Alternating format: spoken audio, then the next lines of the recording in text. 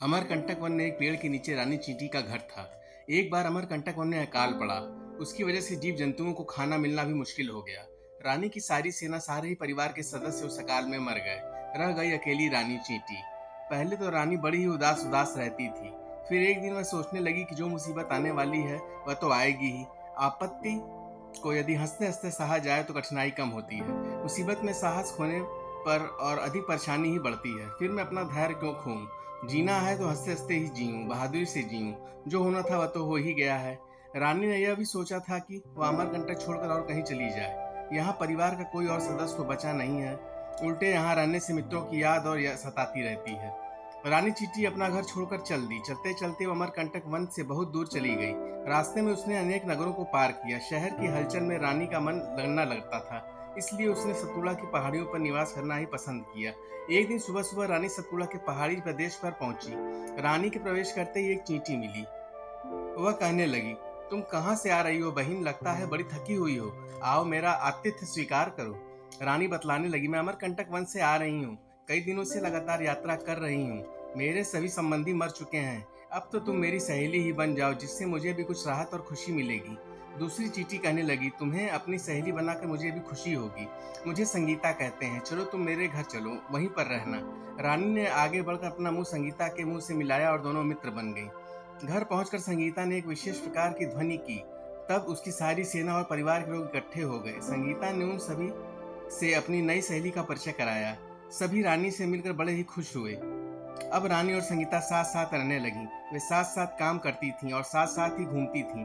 रानी ने संगीता को नई नई चीजें दिखाई थीं, जैसे कि नए तरीके से घर बनाना, बच्चों को अच्छी तरह पालना आदि। इन सभी के कारण संगीता और उसकी सेना की सारी चींटियां रानी को बड़े सम्मान के साथ देखती थीं। संगीता अपनी सेवक चींटियों से कहती थी, जो जितना गुणवान होता है उसका उतना ही आदर होता है। अगर तुम दूसरों से सम्मान चाहती हो तो गुणी बनो। वह हमेशा उदाहरण के रूप में रानी का नाम लिया करती थी। एक दिन की बात है कि संगीता और रानी अपनी कुछ सहेलियों के साथ घूमने निकली। रास्ते भर वे बड़ी प्रसन्नता से गीत गाती गईं। जगह जगह ठहर कर तरह तरह का नाश्ता भी करती गईं। घूमते घूमते सभी तालाब के किनारे पहुंची। वहां एक संजीव नाम का एक सारस रहता था। वह संगीता का मित्र था। उसने संगीता को एक कमल का फूल उपहार में दिया। संगीता ने संजीव सारस को इसके लिए धन्यवाद दिया। संजीव वापस लौट गया। तब संगीता तालाब के किनारे अपनी सहेलियों के साथ बैठकर उस कमल के फूल का पराग खाने लगी। सबने खूब छक कर उसकी दावत उड़ाई। इसके बाद वे सारी की सारी चींटियां पानी पीने तालाब के किनारे उतरी और तो सब पानी पीकर ठीक से आ गईं, परंतु संगीता का पैर फिसल गया। वह पानी में गिर पड़ी। संगीता चीखने लगी, बचाओ बचाओ। संगीता की पुकार सुनकर सारी की सारी चींटियां तालाब के किनारे पर आ गईं। सभी खड़ी खड़ी यही सोचती रहीं कि क्या करें, कैसे इसको बचाएं। नीतू चींटी बोली, चलो कहीं से बड़ा सा तिनका लाएं। हंसू बोली, कहीं से पत्ता खींच लाएं। सभी चींटियां आपस में बात कर रही थीं कि रानी अपनी जान की परवाह किए बिना ही पानी में कूद पड़ी। वह एक पत्ते के टुकड़े पर कूदी थी। पूरी बहादुरी से उस पत्ते को ढकेलती हुई रानी संगीता के पास ले गई। फिर अपना हाथ बढ़ाकर तुरंत उसने संगीता को पत्ते पर खींच लिया। फिर पत्ते को खींचती हुई रानी तालाब के किनारे आ गई। तालाब के किनारे खड़ी सभी चींटियां रानी का साहस देखकर हैरान थीं। वे अभी सोच हो ही रही थीं कि रानी अपनी जान की परवाह न करके संगीता को बचा लाई थी। सभी चींटियों ने मिलकर उस पत्ते को किनारे पर खींच लिया, जिस पर रानी और संगीता बैठी हुई थीं। थोड़ी देर बाद संगीता पूरी तरह ठीक हो गई।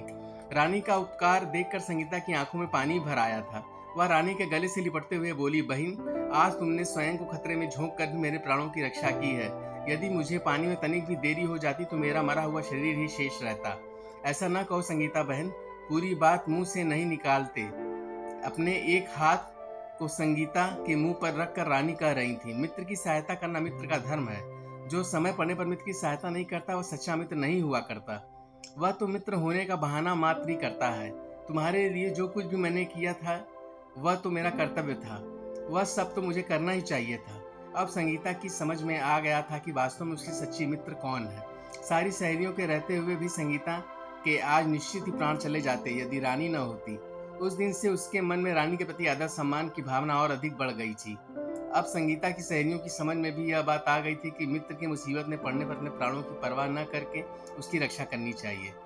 तो दोस्तों, अगर आपको इस कहानी से जरा भी संदेश मिला हो, जरा भी अच्छी लगी हो, तो आप मेरे चैनल मोटिवेशनल माइंड्स को सब्सक्राइब करिए, कमेंट करिए, शेयर करिए और लाइक करिए और बेल आइकन को हिट कर दीजिए और ऑल पे सेट कर दीजिए। धन्यवाद।